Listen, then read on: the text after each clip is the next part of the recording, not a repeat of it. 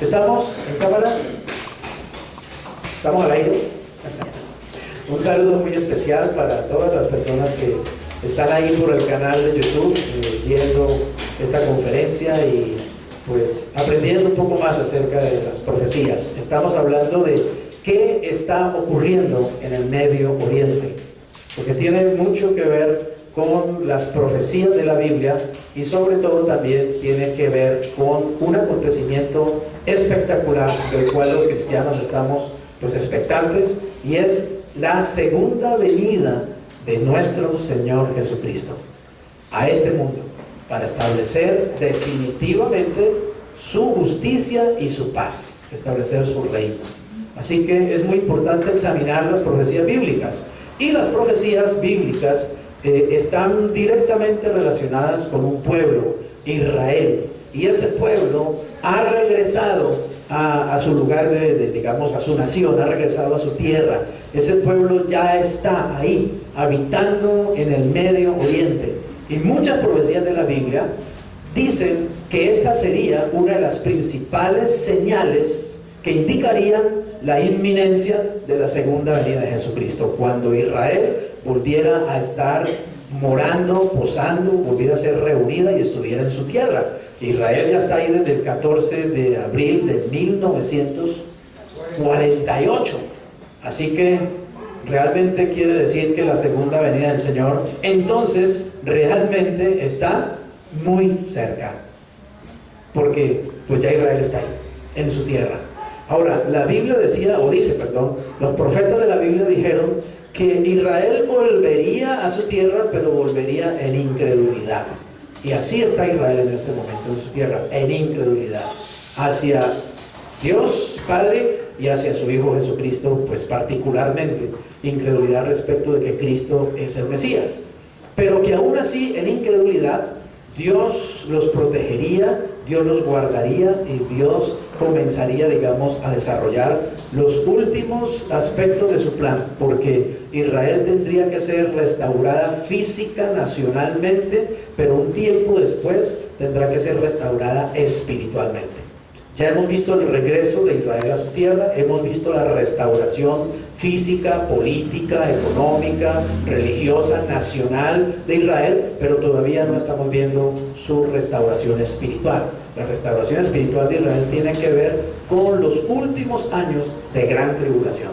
Así que estamos realmente muy cerca de todos estos acontecimientos, y por eso es importante que examinemos las profecías. Estamos viendo algunos actores, digamos, en el Medio Oriente. Hemos hablado de los judíos, hemos hablado de los palestinos, hemos hablado de los árabes. Ahora estamos hablando de los rusos, porque Rusia también tiene un papel profético en los últimos tiempos, los tiempos cercanos a la venida de Jesús. Y esa es la que vamos a desarrollar esta tarde. Rusia en la profecía, parte 2. Hemos visto su parte histórica, hoy vamos a ver su papel profético.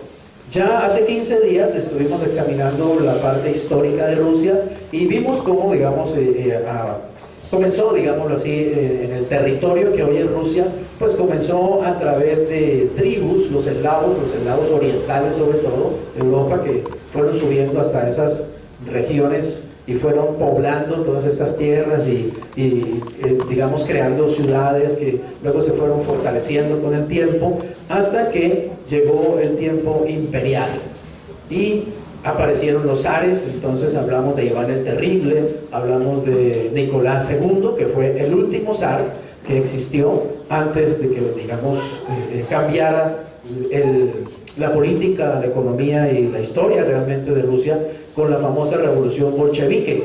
Entonces aparece el famoso Lenin, ¿cierto? Lenin, y después Stalin. Entonces Rusia pasa del zarismo, o sea, pasa de una monarquía a convertirse ya en un estado, con presidente, con primer ministro, etcétera.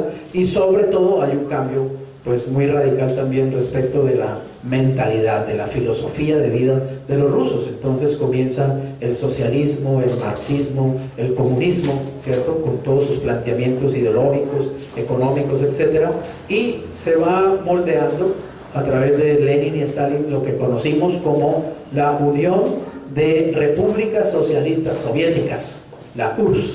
¿no? O la Unión Soviética, un bloque de muchos países, de muchas naciones, y Rusia se vuelve, pues digamos, se vuelve una potencia realmente militar, económica, una potencia ideológica, una potencia política, y entonces van apareciendo una serie de presidentes, desde Nikita Khrushchev hasta el que está allí en la foto, que es Gorbachev. No sé por qué me está cambiando esto. Mikhail Gorbachev. Entonces aparece Gorbachev con su perestroika y su glasnost y sus cambios también ideológicos y económicos y políticos que él quiso implementar, aunque no tuvo, digamos, todo el éxito que él esperaba. Después viene el Boris Yeltsin, y en el tiempo de Boris Yeltsin se deshace la Unión Soviética. O sea, viene, digamos, el fin de ese bloque socialista soviético, ¿sí? Se separan una cantidad de países que hoy en día son, pues, naciones que colindan casi todas con Rusia, pero que son autónomas como repúblicas independientes, y se deshace ese bloque. Ya pues vimos cómo Rusia pasó por la Primera Guerra Mundial, por la Segunda Guerra Mundial, hasta que llegamos a este hombre, Vladimir Putin, ¿cierto? El actual presidente de Rusia, que ha estado 15 años como presidente, no 15 años seguidos, pero en 3 periodos diferentes. Él lleva 15 años, digamos, en el gobierno, y es un hombre que, pues, muy importante realmente por la proyección que él ha tenido, digamos, en las relaciones exteriores, y sobre todo, pues, por el papel que él ha jugado para, en cierta manera, devolverle a los rusos un poco de esa dignidad que habían perdido, ¿cierto?, con la desaparición del bloque soviético, y devolverles más confianza, y ahora hay mucho más nacionalismo en Rusia, y hay más patriotismo, y bueno, aunque Rusia sigue realmente teniendo unos problemas serios, sociales, económicos muy serios. Pero ahí está Rusia, estamos en la era de Putin, ¿cierto? Y pues en este momento hay en las noticias, digamos, recientes del año pasado y recientes, han aparecido noticias acerca de Ucrania y Crimea, la península de Crimea, esa parte rojita que está bien al sur de Ucrania. Ucrania es una de las repúblicas que perteneció al bloque socialista soviético, que ahora es autónoma, y de todas maneras es una república que tiene mucha influencia rusa. Tiene una gran cantidad de población que habla ruso, y tiene, digamos, unas relaciones con Rusia permanentes.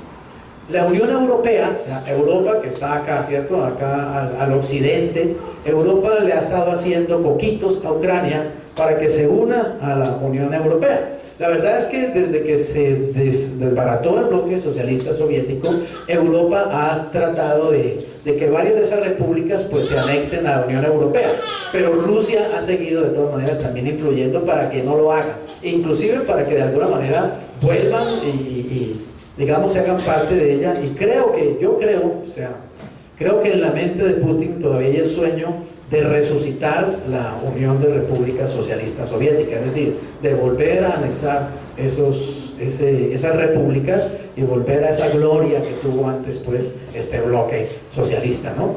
Así que él está trabajando mucho para eso, y por eso hay unas tensiones permanentes entre Estados Unidos, Europa y la OTAN, y Rusia y sus aliados. Y esa tensión, ese tira y jala es permanente, y en las noticias constantemente uno está oyendo cosas como esta. Por ejemplo, el año pasado vimos que los rusos se metieron a la península de Crimea, porque es que en Crimea hay una gran población que es prorrusa, es decir, que quieren que Ucrania vuelva a ser parte de la Unión Soviética, pero hay otra parte que no quiere eso. En Ucrania ha habido una especie de guerra civil durante los últimos meses y el último año, porque pues está dividida las opiniones, ¿no? El presidente de Ucrania, Víctor Yanukovych, es un hombre muy radical, es casi que un dictadorzuelo realmente, y Yanukovych es un hombre que está muy cerca de Putin, y Yanukovych quiere seguir realmente en relaciones, pues, con Rusia, y no quiere ser parte del bloque europeo. Pero hay una senadora o diputada, creo que se llama Vania Timoshenko, sí sé que el apellido es Timoshenko, porque es un apellido que suena para nosotros acá, Timoshenko, ¿cierto?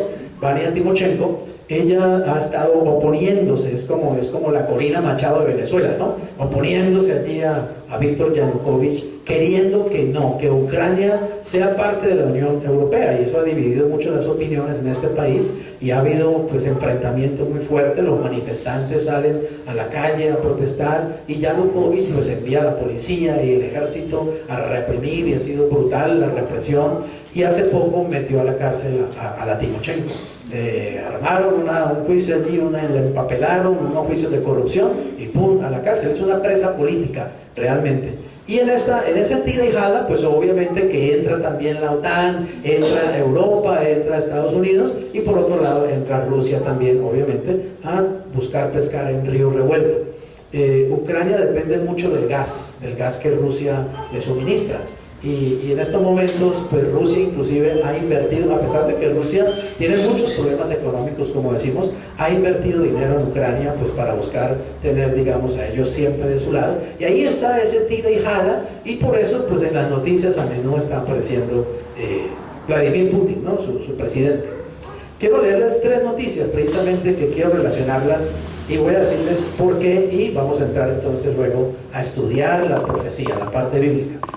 Esta noticia dice así: la popularidad de Putin crece junto a la pobreza de Rusia.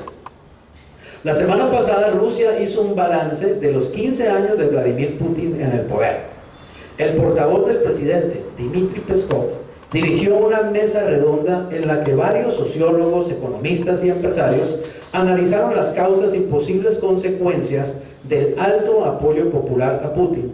Escribe este lunes Nezavisimaya Gazeta. Según los datos de la Fundación Opinión Pública, en los últimos 15 años, el apoyo electoral a Putin ha crecido un 50% para llegar a su máximo histórico. El director de la Fundación, Alexander Oslon, dijo que si la población mantiene el sentimiento de estabilidad y estará segura de su futuro, nada amenazará a la enorme popularidad del presidente. Es decir, aunque en Rusia no hay plata para la mayoría de la gente, aunque les cuento esto, en Moscú no solamente es la capital más grande del mundo, la más habitada en el mundo, sino que es también la capital donde hay más millonarios en todo el mundo. Hay más millonarios que en Estados Unidos, en Moscú.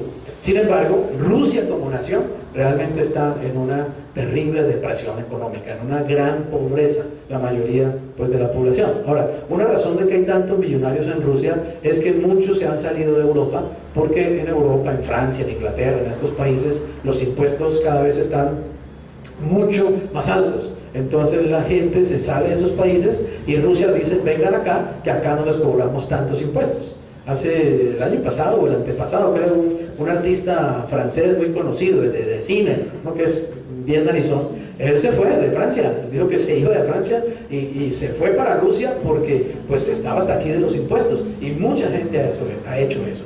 Así que es una ironía, ¿no?, digámoslo así, que a pesar de que hay tantos millonarios en Moscú, realmente Rusia está pasando pues por dificultades. Sin embargo, la popularidad de Putin está en el más alto nivel, y es por las decisiones, digamos, que él toma. Inclusive ayer leí en una noticia también de internet que hay muchos norteamericanos, imagínense, norteamericanos que dicen que les gustaría a Putin de presidente de Estados Unidos, que no les gustaría tener el modelo económico de Rusia, pero que sí les gustaría tener el presidente que Rusia tiene, porque aún hasta en Estados Unidos este hombre ha logrado una popularidad, tiene un carisma extraño. Algunos se atreven a decir que es el anticristo, pero evidentemente que un anticristo ruso jamás está de acuerdo con la profecía bíblica.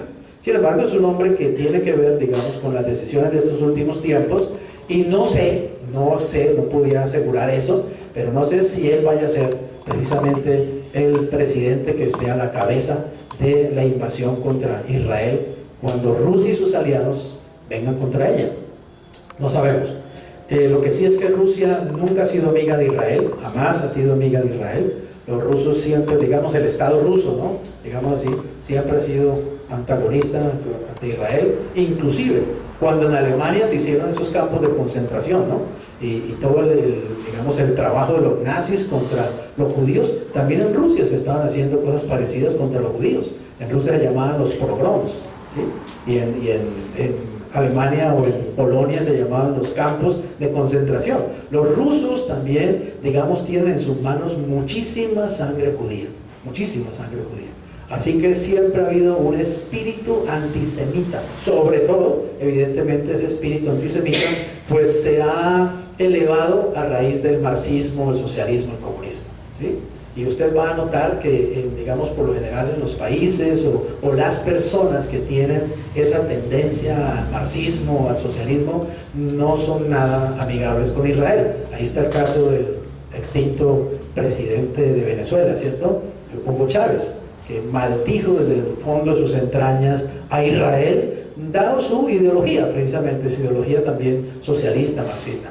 Este hombre, Lech Walesa, no sé si algunos de ustedes recuerden, fue muy famoso en un tiempo porque él fue el fundador del sindicato Solidaridad en Polonia, es un polaco, y él mucho tiempo, digamos, se le paró frente al Estado ruso y peleó con ellos, y bueno, inclusive fue presidente de Polonia en algún tiempo. Este hombre, Lech Walesa, dice lo siguiente: augura que Rusia se desmoronará, ahí le falta una S, se desmoronará. El expresidente de Polonia, Lech Walesa, presagia que Rusia podría desintegrarse y ver reducida su población en 20 millones de personas. En una entrevista a un medio ucraniano, ha señalado también que si esto sucede, los países resultantes formarían una especie de Unión Europea bajo nuevos principios. Note una cosa: en estos países que se separaron de la antigua Unión Soviética, hay por lo menos tres tendencias.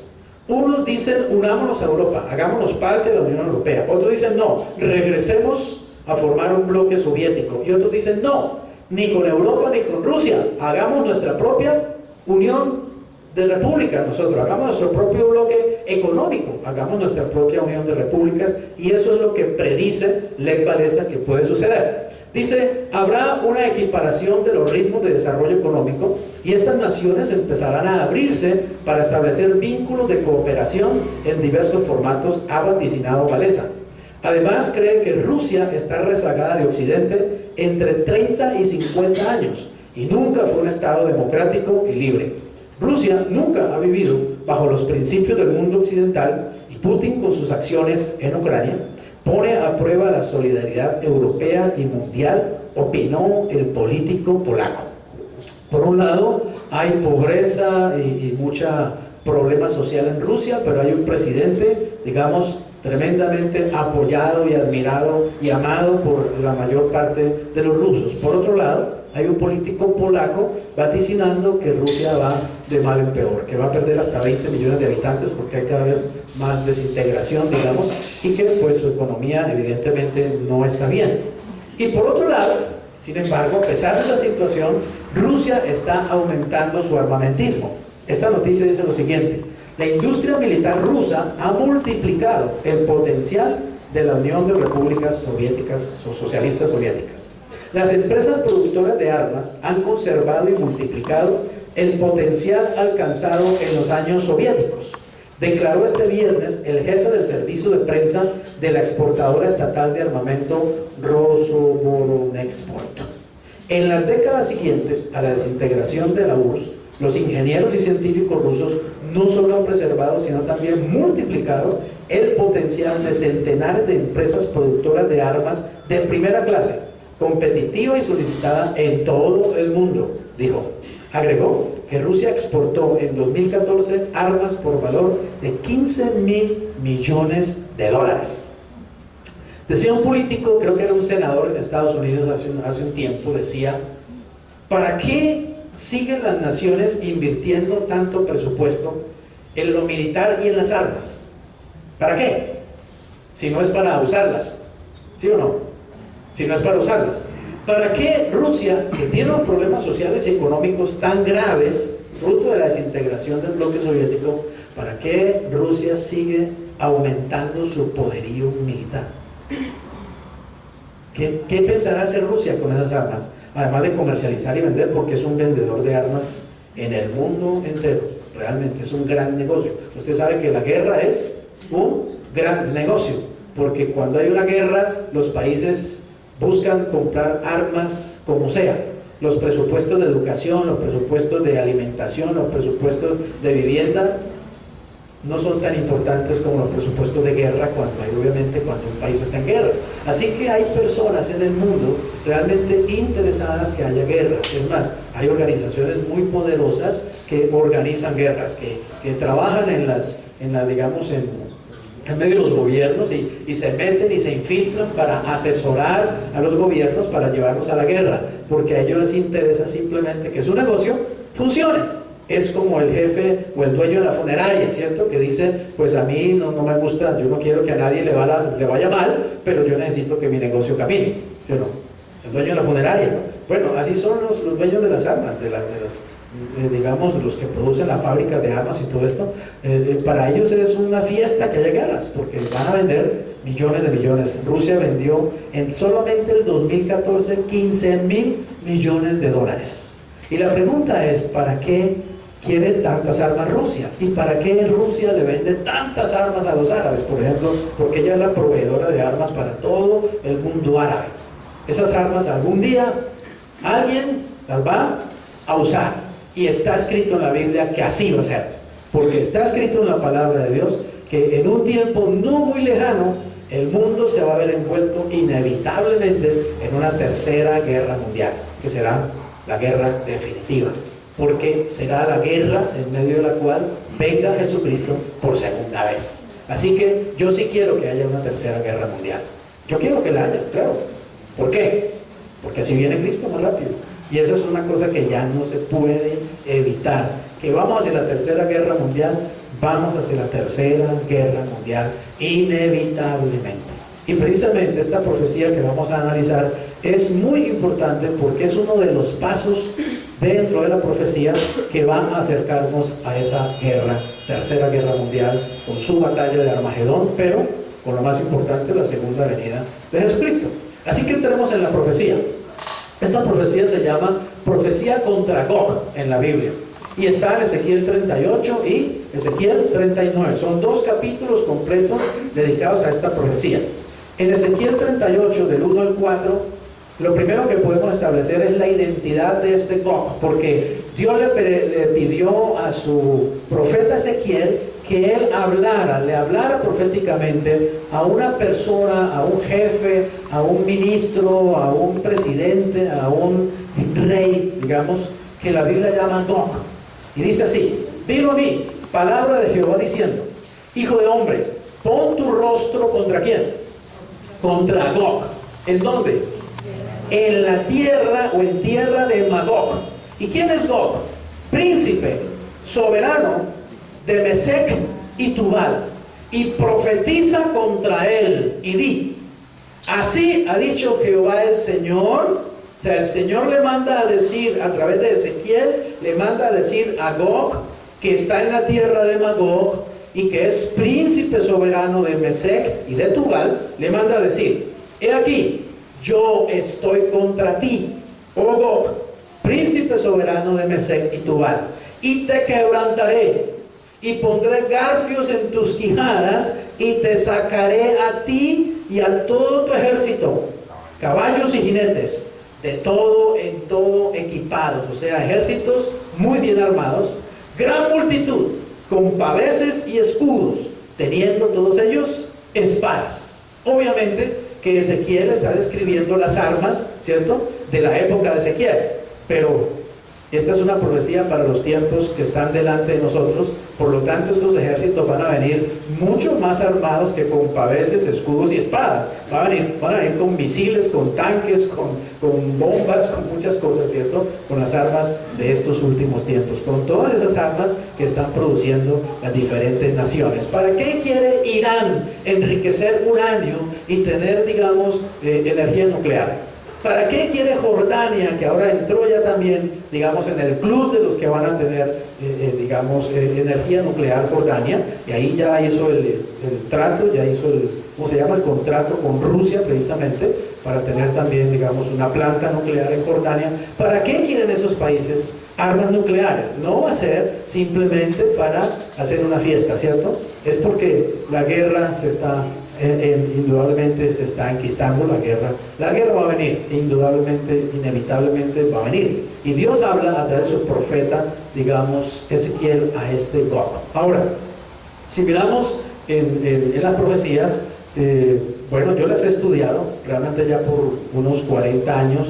En realidad he estado estudiando la profecía bíblica y encuentro que en esta profecía, digámoslo así, que la interpretación clásica de esta profecía, la mayoría de los eruditos bíblicos coinciden en que Gog es indudablemente Rusia, que este Gog, príncipe soberano de Mesec y Tubal, es indudablemente Rusia, que está allá al norte de Israel.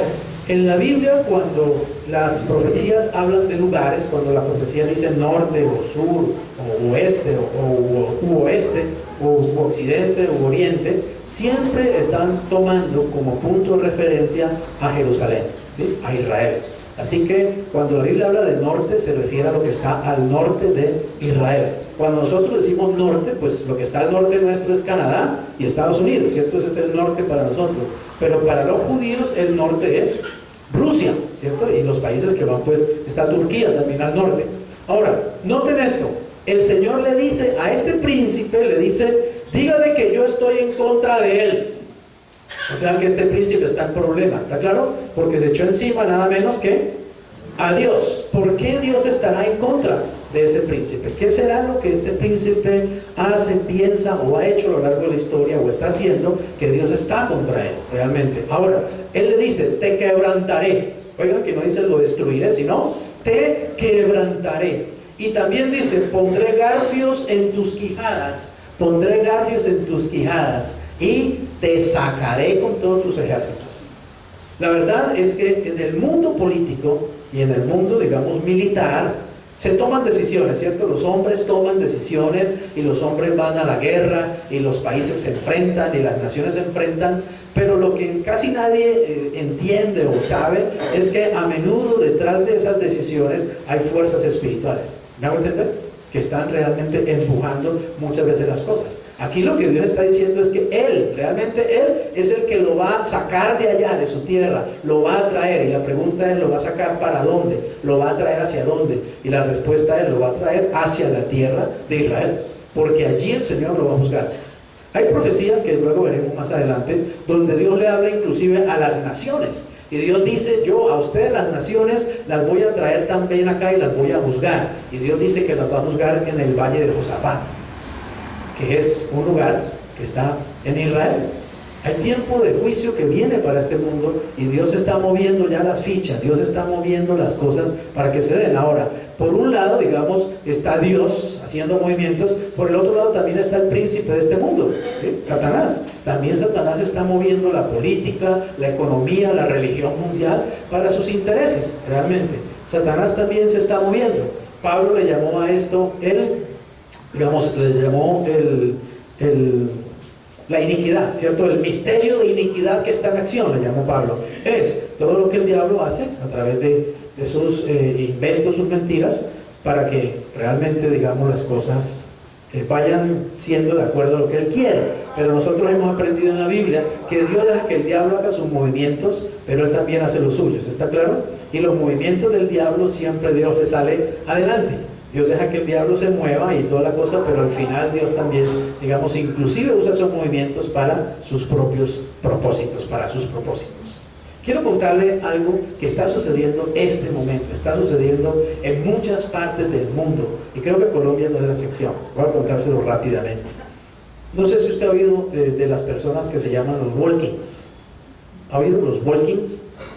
Bueno, eso está muy de moda ahorita y está sucediendo y es parte de la nueva era.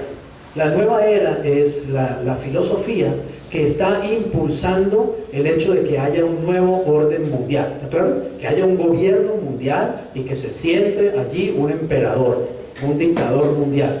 Y ellos le llaman Maitreya, o sea, es como su especie de, ¿cómo se llama?, de Mesías para el mundo de la nueva era, Maitreya. Y lo están esperando. También le llaman el grande, ¿sí? El grande.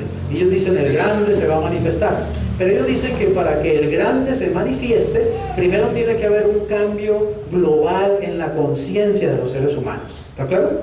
pero que para que haya un cambio en la conciencia de los seres humanos, tienen que producirse cambios tan profundos que ellos mismos lo dicen así, equivalen al nuevo nacimiento cristiano. Así lo dicen en sus escritos, los de la nueva era. Es decir, que las personas tienen que experimentar una especie de renacimiento espiritual para que haya un cambio en la conciencia y entonces se pueda manifestar el grande, el que va a gobernar el mundo a través del nuevo orden mundial.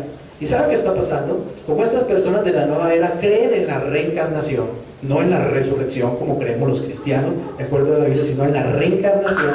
Es decir, ellos creen que una persona muere y esa persona va, su alma va a un lugar, a un estado espiritual donde el alma está una serie de años o de tiempo, ¿cierto? Pero luego vuelve y se encarna, por eso se llama reencarnación, es decir, volver a entrar en un cuerpo de carne. Y cuando yo estaba niño y ya oía de la reencarnación, siempre enseñaban que la persona regresaba, pero obviamente regresaba como un bebé. Por ejemplo, entonces Catalina, digamos, debe ser la reencarnación de alguien que murió muchos años antes, ¿está claro? Y ahora es Catalina, pero supuestamente ella ya viene, digamos, de muchas otras vidas pasadas. Pero resulta que ahora la nueva era está enseñando que como los tiempos se están acercando, ¿sí?, para que aparezca el nuevo orden mundial y aparezca el grande Maitreya, el anticristo para nosotros los cristianos, pues entonces ya los espíritus que se han ido perfeccionando, las almas que se han ido perfeccionando, ya no quieren volver a nacer como un bebé, porque eso atrasa mucho el proceso, sino que quieren nacer ya como adultos, en cuerpos adultos. Entonces, estos seres, digamos, que ya se han perfeccionado a lo largo de muchas reencarnaciones, las almas de estos seres, ahora están buscando cuerpos adultos para poder habitar directamente en ellos. Y lo que le enseñan a la gente es que cuando llegan esas almas, ¿cierto?, pues la persona va a experimentar una especie de nacimiento espiritual, una resurrección espiritual. Lo que pasa es que realmente viene un demonio y entra en la persona y le da una cantidad de sensaciones y de experiencias místicas, etcétera, etcétera, y la persona pues se siente feliz porque ahora es un walking. O sea, ¿qué es un walking según la nueva era? Es una persona que ha sido habitada por un espíritu adulto, ¿sí?, que ya ha pasado por muchos estados digamos, de reencarnación. En otras palabras, para nosotros los cristianos, simplemente un walking es una persona que ha sido habitada por un demonio. Y sabe que hay cientos y hay miles ya en el mundo que dicen claramente y testifican: yo soy un walking, yo ya experimenté eso. Y es más, hay personas que están anhelando ser walkings y se están preparando y están a través de meditación y a través de una cantidad de técnicas, digamos, de la nueva era, se están preparando para recibir, digamos, esa resurrección espiritual. Y lo que enseñan es que el alma ya, digamos, pues superada, entra, pero el alma de la persona que está ahí sale. O sea que es realmente una suplantación, es una posesión demoníaca. Eso está ocurriendo hoy. Hay muchos círculos de personas, digamos, reuniéndose en Estados Unidos, en Europa, en América, en todas partes, reuniéndose para prepararse para ser un walking y entonces traer, digamos, pronto el gobierno mundial que estará en las manos de Maitreya, el grande, ¿sí? Así que ya el mundo está trabajando realmente, ¿para qué? Para la venida del anticristo. Y nosotros sabemos que cuando venga el anticristo, al ratico viene Jesucristo, el verdadero Rey y Señor de señores. Así que estamos en tiempos realmente muy importantes. Se están pasando muchas cosas en el plano espiritual. Los cristianos tenemos que tener los oídos y los ojos muy bien abiertos, estar despiertos, como dice la palabra de Dios, porque vivimos tiempos peligrosos, pero también tiempos realmente definitivos y emocionantes, porque se acerca cada día más la venida de nuestro Señor y Salvador Jesucristo. Ahora, Rusia, como Gog, príncipe soberano de Mesec y Tubal, esta palabra Mesec tiene que ver con la palabra Moscú, y Tubal tiene que ver con Tobolsk. Tobolsk es digamos, la región donde después estuvo San Petersburgo. San Petersburgo fue la primera capital del Imperio Ruso, después se volvió Moscú. Así que Tubal y Mesec están relacionados con el territorio ruso. Por eso, digamos, muchos eruditos bíblicos aseguran que evidentemente Gog es Rusia. Ahora, ¿cuáles son los aliados de este Gog? Porque él no va a venir solo contra Israel. Miren lo que dice la profecía: Persia, Cus y Fut con ellos, todos ellos con escudo y yelmo, o sea, vienen con armas. Gomer y todas sus tropas. La casa de Togarma. ¿Dónde está la casa de Togarma? Dice, de los confines del norte. ¿Del norte de quién? Del norte de Israel. Pero dice los confines, quiere decir allá bien arriba, bien al norte, ¿cierto? Vienen los de la casa de Togarma y todas sus tropas, muchos pueblos contigo. Así que esta profecía dice claramente una cosa: que viene Gog, que es el príncipe soberano de Mesec y de Tubal, contra Israel, y que este príncipe no viene solo, que además de que trae muchos ejércitos muy bien armados, va a venir con una serie de aliados que también vienen fuertemente armados. Es decir, esta profecía está hablando de una futura invasión que va a sufrir Israel y que viene, digamos, desde el norte. Pero no solamente va a venir del norte, también va a venir del sur, porque hay aliados del sur, ya lo vamos a ver. Mire el mapa, y entonces ahí en el mapa usted puede ver la ubicación de Gog. Gog es Rusia. Gomer, esas son las repúblicas socialistas soviéticas que fueron parte del bloque, digamos, socialista soviético anterior. Togarma, Togarma equivale a la actual Turquía. Persia, Persia son los países árabes que hoy están en el Medio Oriente, como básicamente Irán. ¿Ha oído de Irán en estos días, no? Sabe que Irán pues quiere tener una planta nuclear, etcétera, y que ya hubo un pacto también, hubo un acuerdo con la OTAN, con Estados Unidos, con la Unión Europea, de que sí, Irán puede tener su planta nuclear siempre y cuando no la use para producir armas, pero que las va a producir porque ese es el anhelo de Irán, porque Irán odia a Israel y se está preparando para esa invasión. Irán es uno de los que va a venir realmente con Gog. También está ahí Irak, ¿cierto? Lo que era la antigua Persia, actualmente es lo que es como Siria, Irán, Irak. Y también está Fut. Fut en el mapa equivale a la ubicación que tiene allí en África, que tiene Libia.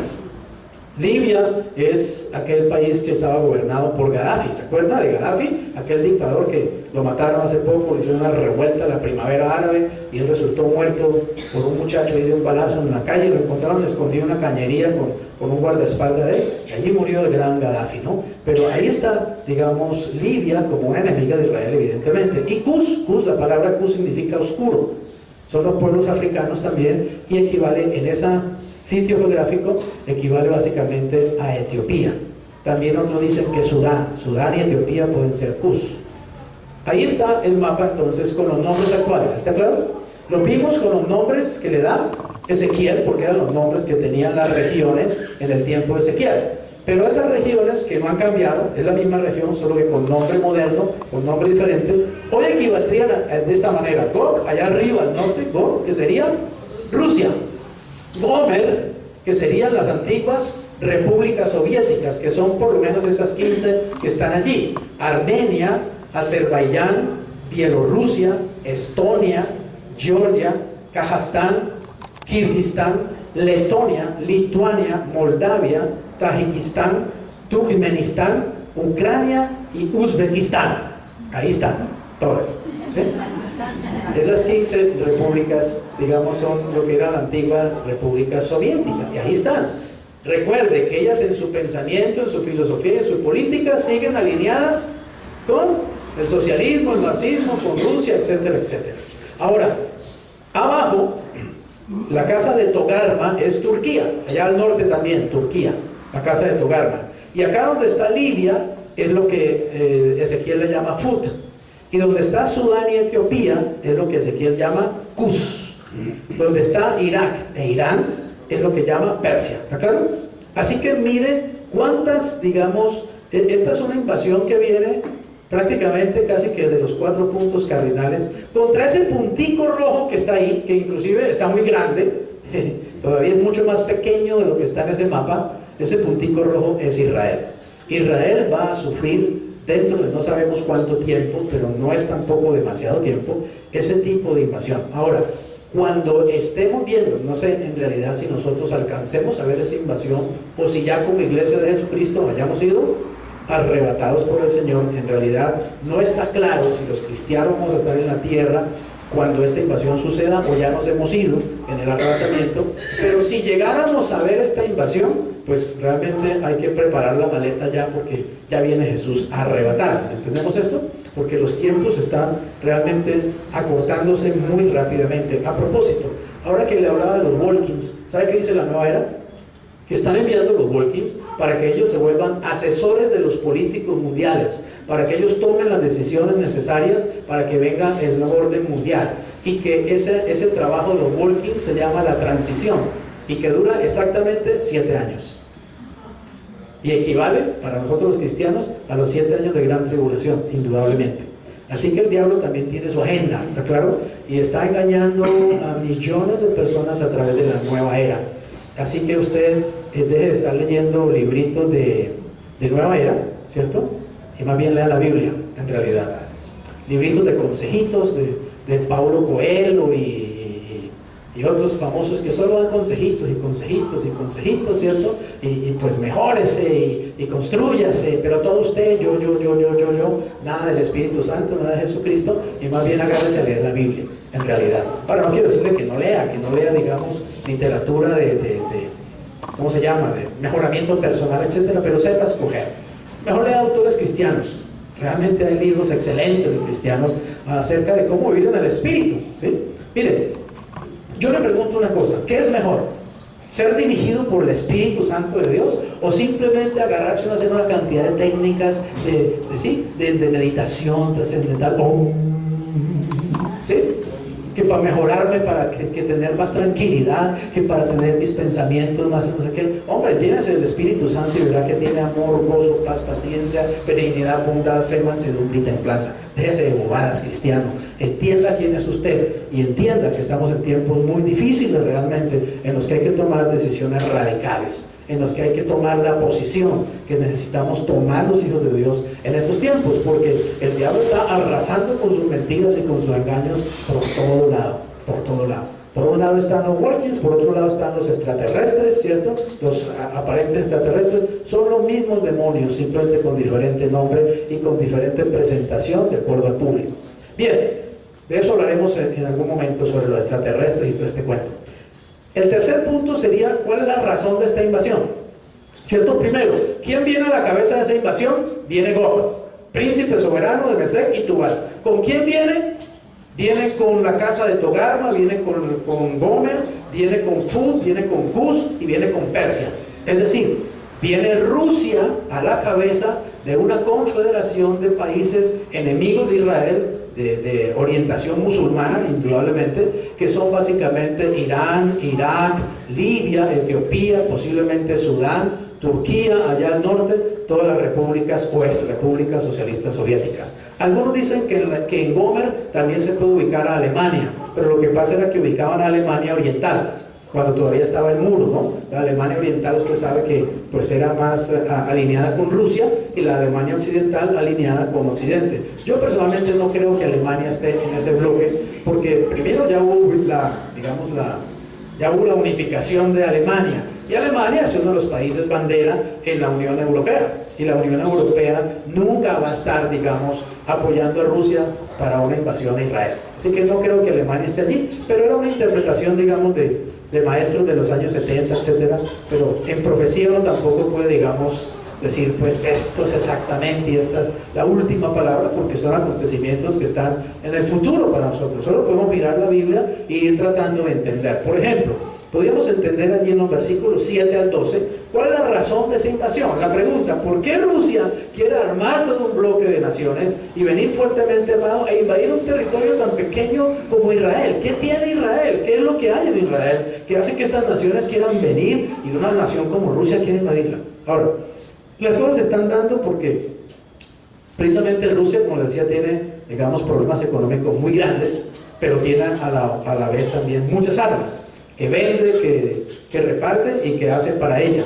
Así que Rusia necesita desesperadamente, por un lado, una victoria militar, claro, que la haga ver como otra vez esa antigua potencia a la que todo el mundo temblaba delante de ella, ¿cierto? La famosa Guerra Fría, y además necesita desesperadamente encontrar recursos económicos, y la verdad es que en Israel los hay. Ya miraremos. Mira lo que dice la profecía.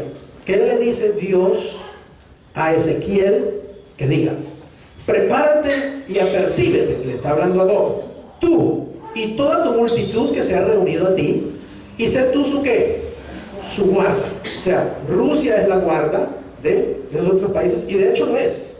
Mire las noticias, mire la política exterior rusa respecto de Oriente, mire la política exterior rusa respecto de los países árabes, mire la política exterior rusa respecto de Turquía, Libia, Etiopía, Irán, etc. Y verá que realmente Rusia es como la guarda de estas naciones. El mundo está prácticamente en realidad todavía, aunque ya desapareció la Guerra Fría, todavía sigue habiendo dos bloques, ¿cierto? Occidente y Oriente. El bloque de Occidente pues está Estados Unidos, la Unión Europea, a través de, digamos, de la OTAN, ¿cierto? Pues gobernando en Occidente y mandando la parada en Occidente. Pero para el Oriente, ¿quién está? Rusia.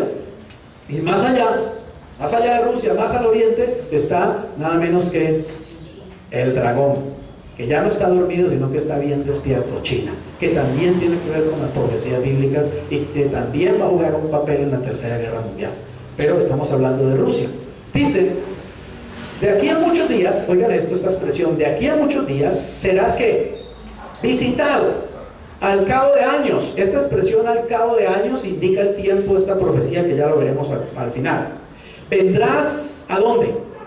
A la tierra salvada de la espada, recogida de muchos pueblos, a los montes de Israel. Israel es la tierra salvada de la espada y es la tierra recogida de muchos montes, es decir, recogida de muchas naciones. Israel, decíamos, ya está allí nuevamente, recogida desde las naciones desde 1948.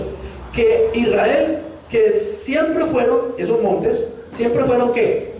Una desolación, porque del año 70, cuando los judíos fueron esparcidos por todo el mundo, pues esas tierras quedaron bajo desolación y pasaron a diferentes manos, digamos, de muchas administraciones, pero nadie invertía en esa tierra. Y es más, cuando ya quedaron finalmente en manos de los árabes, la verdad es que esas tierras eran unos pantaneros llenos de malaria y de zancudo. Cuando Israel llegó allá, realmente eran pantaneros. Mire, estaba leyendo en estos días, yo no sabía eso, me quedé aterrado, de que la familia Rothschild de Inglaterra, que son satanistas y son illuminatis y son, digamos, pro nueva era y pro nuevo orden mundial, financiaron grandemente el regreso de Israel a su tierra. Los ingleses dieron mucho dinero a los judíos para que ellos compraran, o sea, a ellos les tocó regresar a la tierra, pero ellos no iban simplemente regresando, y los árabes les decían: ah, sí, bienvenidos, claro, está la tierra de ustedes, no, bien puede, sigan, ¿sí? No, ellos tenían que comprarla, como le tocó al Señor con nosotros, ¿está claro? Nos creó, pero luego tuvo que comprarnos para redimirnos. Así le tocó a Israel para redimir su tierra, le tocó volver a comprar hectárea por hectárea. Un país que digamos que dio mucho dinero y que apoyó con mucho dinero a los judíos para que la compraran fue Inglaterra, pero me aterré que en esa Inglaterra está la familia Rothschild. Son súper, ultra, recontra, multimillonarios, pero usan ese dinero para el nuevo orden mundial. De todas maneras, pues el Señor también, digamos, usa recursos y se glorifica, ¿no?, en medio de las necesidades. Pero pues cuando ellos llegaron eran montes desolados, como dice allí, porque esa tierra en manos de los árabes no estaba ni trabajada ni puesta a producir, era malaria y pantanero. Los judíos tuvieron que llegar a recuperar y a restaurar todas esas tierras. Ahora dice que siempre fueron una desolación, más fue sacada de las naciones, y todos ellos, los judíos allí, morarán como confiadamente. ¿Moran actualmente confiadamente los judíos? ¿Sí? ¿Confiadamente? ¿Moran tranquilos en Israel? No, los judíos tienen que mantener en la mano un asadón y en la otra mano un fusil, porque están rodeados de enemigos, pero van a morar confiadamente. Eso habla de dos cosas. Uno, de que va a venir un pacto, realmente un pacto de paz en el Medio Oriente, que le va a traer tranquilidad y confianza a los judíos, pero ese es un pacto, digamos, engañoso, porque es un pacto que hace el anticristo. En la verdadera confianza y comodidad en que van a habitar los judíos es cuando haya regresado Jesucristo por segunda vez en el milenio.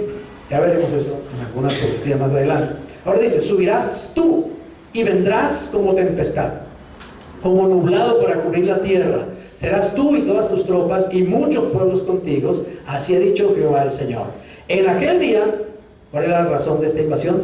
Subirán palabras en tu corazón y concebirás mal pensamiento y dirás, subiré contra una tierra indefensa, iré contra gentes tranquilas que habitan confiadamente. Normalmente se cree que esta palabra está diciendo que esta invasión entonces va a ocurrir posiblemente al principios de la gran tribulación, porque la gran tribulación va a comenzar con una firma de un pacto de tratado de paz en el Medio Oriente. Ese tratado de paz lo va a lograr el anticristo. El anticristo va a lograr que judíos y árabes palestinos se sienten en la misma mesa y realmente hagan un pacto de verdadera paz, supuestamente, que duraría 7 años, pero que realmente a los 3 años y medio se rompe, ¿está claro? Pero es muy probable que los judíos, digamos, estén ya en medio de ese pacto y el anticristo lo va a estar cuidando. A los judíos que creen que el anticristo es el Mesías, que creen que realmente es un hombre que los ama y que es un hombre que los puede proteger, pues ellos van a estar tranquilos pensando que el papá anticristo los está protegiendo. Los judíos del remanente, los que perciben por el Espíritu que ese hombre no es de Dios sino de Satanás, esos van a estar realmente predicando contra él, hablando contra él, orando contra él. Pero la gran mayoría de judíos en ese tiempo, al principio, caerá en el engaño de que el anticristo viene a traerles paz. Amén. Y estarán confiados, estarán aparentemente tranquilos. Entonces Rusia dice, voy a ir contra una tierra que está tranquila y está confiada, es decir, los voy a agarrar descuidados. Dice así, todas ellas habitan sin muros y no tienen cerrojos ni puertas. ¿Para qué vienen? Para arrebatar despojos y para tomar botín, para poner tus manos sobre las tierras desiertas, ya pobladas, y sobre el pueblo recogido entre las naciones, que se hace de ganado y posesiones, que mora en la parte central de la tierra. Usted sabe que los judíos tienen el palito para hacer riquezas, tienen el palito para hacer dinero. Dios les dio esa promesa en Deuteronomio 8, yo soy Jehová tu Dios, que te da el poder para hacer riquezas. Y los judíos tienen ese don, hacen riqueza. Usted ponga a un judío en una isla y al rato le está vendiendo cocos, aunque sean los micos de la isla, lo que sea, pero está haciendo dinero, ¿sí? Entonces, por eso viene Rusia y estos aliados contra esta tierra, porque necesitan botín. La economía rusa necesita recursos. Y alguien ha dicho, han hecho unos estudios muy serios de que en el solo mar muerto hay millones de trillones más bien de dólares en riquezas, digamos, minerales en el solo mar muerto. O sea que hay un botín en Israel que muchos quieren. Pero también hay muchas más cosas en Israel. La posición geoestratégica, la posición geográfica de Israel es muy importante para una potencia como Rusia. Bien, sobre todo el pueblo, dice, recogido entre las naciones, Saba y Dedán, y los mercaderes de Tarsis y todos sus príncipes te dirán, ¿has venido a arrebatar despojos? ¿Has reunido tu multitud para tomar botín, para quitar plata y oro, para tomar ganado y posesiones, para tomar grandes despojos?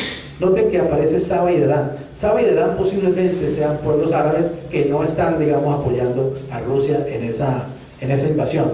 Posiblemente una nación tal vez como Kuwait, por ejemplo, o una nación árabe como Arabia Saudita, sean Saba y Dedán. Y Tarsis son básicamente los pueblos europeos que están en el Mediterráneo.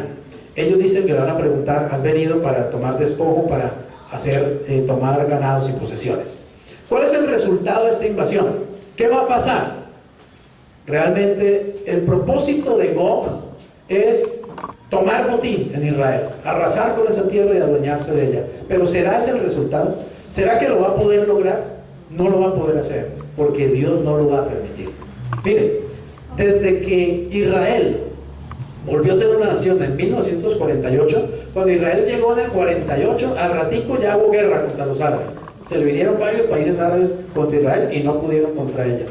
Yo estaba haciendo cuenta, yo nací en el año 53, en 1953, y desde que yo nací, Israel ha peleado por lo menos 4 guerras grandes, contra muchos pueblos árabes, y siempre los ha vencido. Nunca han podido derrotar a Israel. porque Dios siempre ha estado ahí al lado de ella guardándola. No es porque los judíos realmente son pues la última Coca-Cola del desierto, simplemente porque Dios los guarda.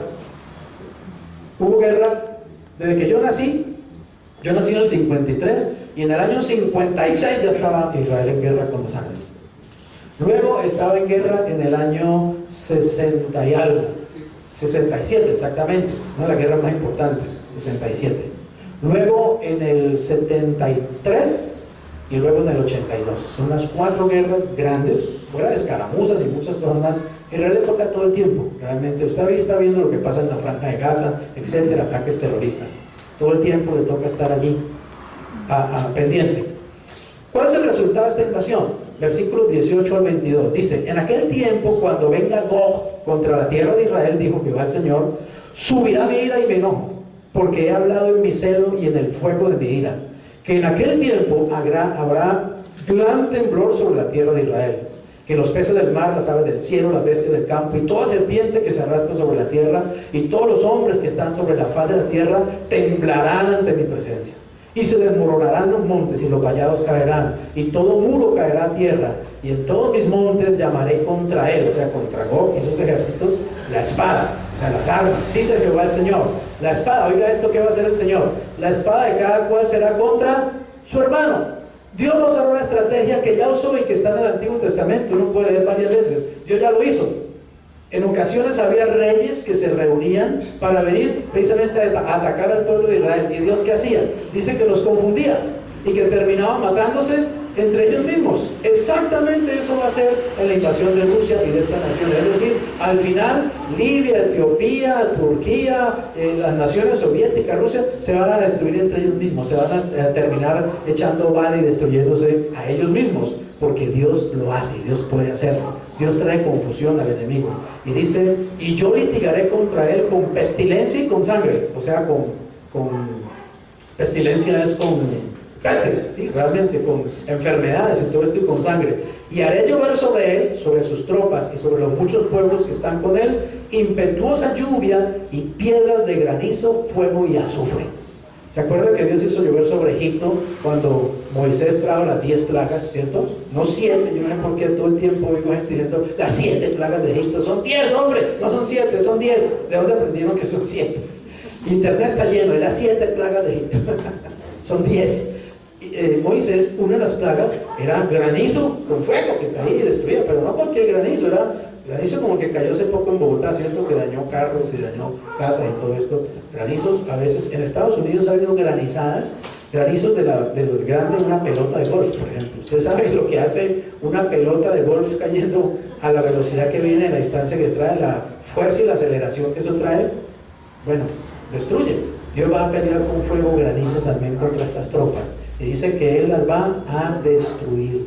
Yo litigaré contra Él. ¿Cuál es el resultado de esa invasión? Que estos ejércitos van a ser realmente destruidos. Y esa profecía continúa en Ezequiel 39, versículos 1 al 6, dice lo siguiente: tú pues, hijo de hombre, profetiza contra Gog y di: así ha dicho Jehová el Señor, he aquí yo estoy contra ti, oh Gog, príncipe soberano de Mesec y Tubal, y te quebrantaré, y te conduciré, y te haré subir de las partes del norte, y te traeré sobre los montes de Israel, y sacaré de tu arco de tu mano izquierda, y derribaré tus saetas de tu mano derecha. O sea, voy a hacer que tus armas sean completamente inútiles. Me imagino que sucederá que vienen los tanques de estas diferentes naciones y van a disparar y se les mojó la mecha, no funcionan, ¿me hago entender? Y las armas no disparan. O sea, va a ser una cosa rarísima. Los soldados, así, ¿qué está pasando? Ellos se van a dar cuenta que hay una fuerza sobrenatural peleando contra ellos, ¿está claro? Y los judíos se van a dar cuenta que hay una fuerza sobrenatural protegiéndolos, porque déjenme decirles una cosa: aunque Israel tiene uno de los ejércitos mejor armados y capacitados del mundo, en una invasión contra esta, está muy inferior en armas y en ejércitos. Si Dios no lo defiende, acabarían realmente con Israel. Pero el Dios de Israel está vivo y está activo, y se va a manifestar en estos últimos tiempos. ¿Sabe una cosa? vienen tiempos cuando veremos al Dios de Israel otra vez manifestándose, así como en tiempos de Moisés. Lo vamos a ver a Dios, y el mundo entero va a saber que algo está pasando, que hay unas cosas raras que están sucediendo, que eso no es casualidad, ni es que los judíos se inventaron las mejores armas o tienen el mejor ejército, sino que realmente hay una fuerza sobrenatural protegiendo esa nación, porque el Dios de Israel está ahí, y Él lo ha dicho, lo ha prometido y lo va a cumplir. Eso, póngale la firma, y dice: sacaré tu arco de tu mano izquierda, derribaré tus saetas de tu mano derecha, sobre los montes de Israel caerás tú, ¿y quiénes? Y todas tus tropas, y los pueblos que fueron contigo, a ave de rapiña de toda especie, y a la fiera del campo te he dado por comida.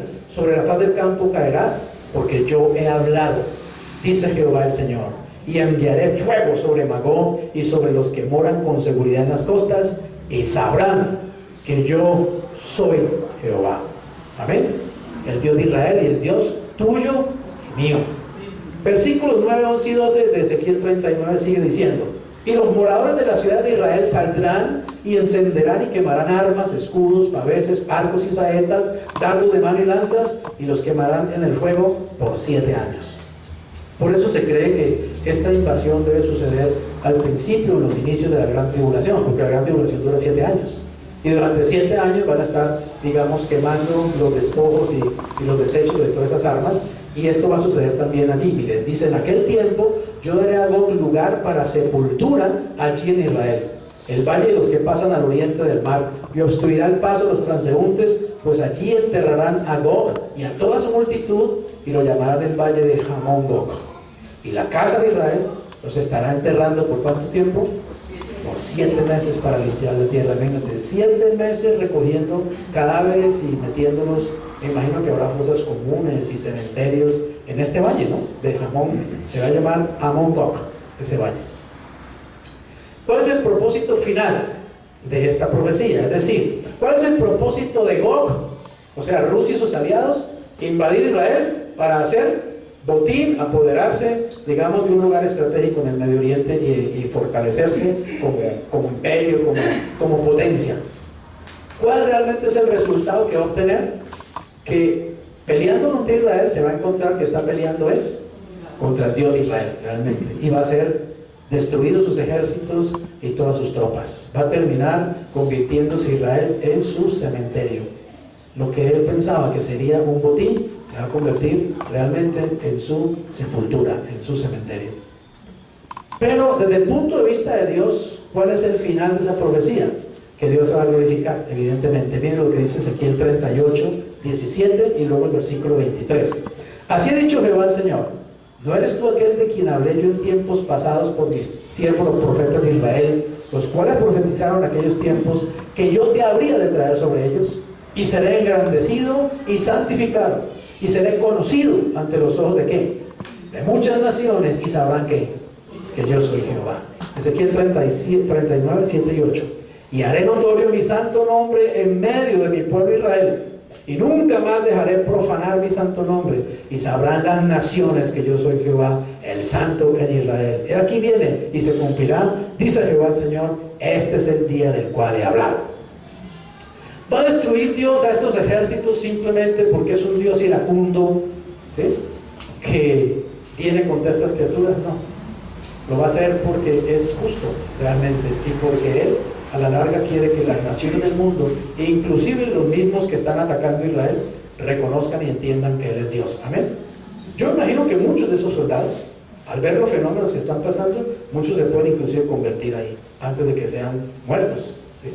El Señor ama a las personas, recuerde que ama a sus criaturas, pero el Señor hace las cosas siempre con un propósito mucho más, digamos, profundo, y que está detrás de los movimientos de tropas y de guerras y las cosas que está moviendo. Dios está detrás de bambalinas, de todas maneras, dirigiendo la orquesta, dirigiendo los hilos del mundo. Él tiene el control, aunque Satanás, digamos, ha establecido un sistema pagano en este mundo, pero Dios está en control, y evidentemente Dios usa esto para ser conocido. ¿Por qué quiere Dios ser conocido por las naciones? ¿Por qué quiere Dios que las naciones lo conozcan? Pues porque quiere que sean salvas. Amén. Quiere que cada vez haya más conocimiento de Él en la tierra, y las personas procedan al arrepentimiento y puedan ser salvas. Pero no solamente las naciones, oiga bien, van a saber que Él es Dios, sino que Israel también.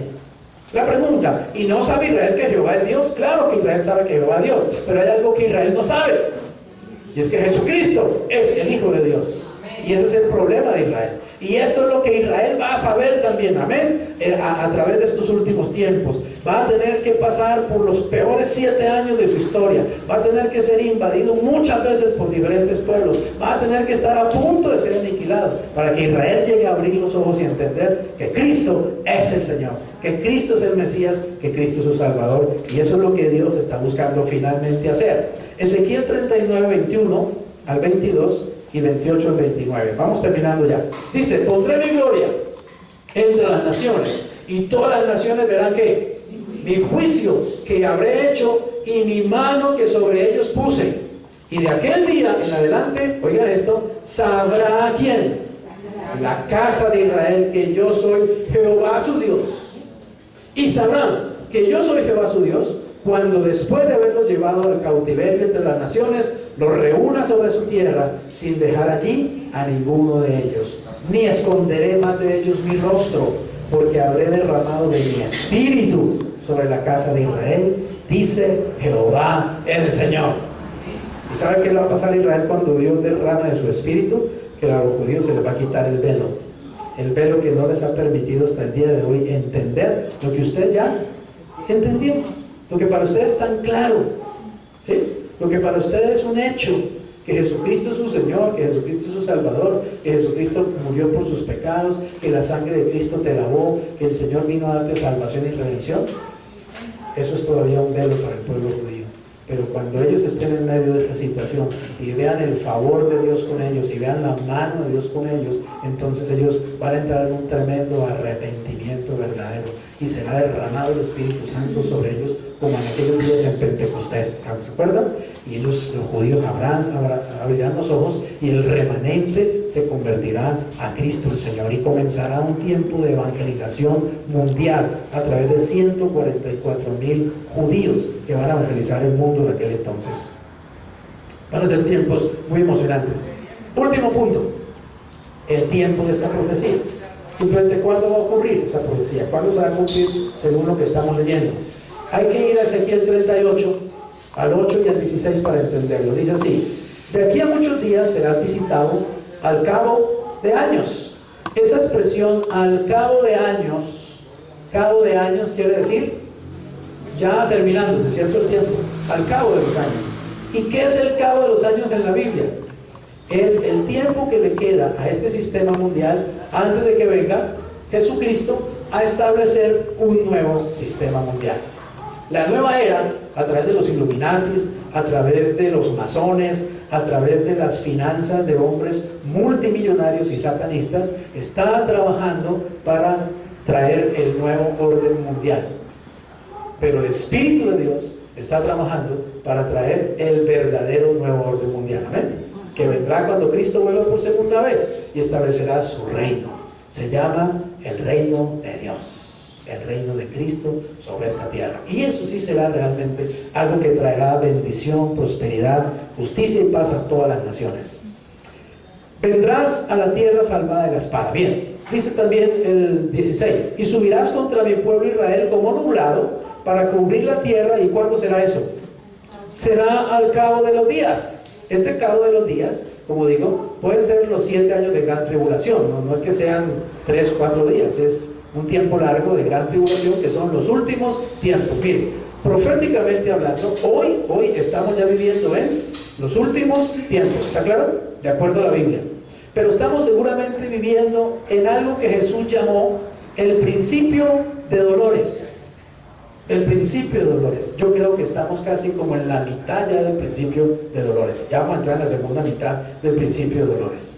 Y después, dijo Cristo, del principio de dolores viene el fin.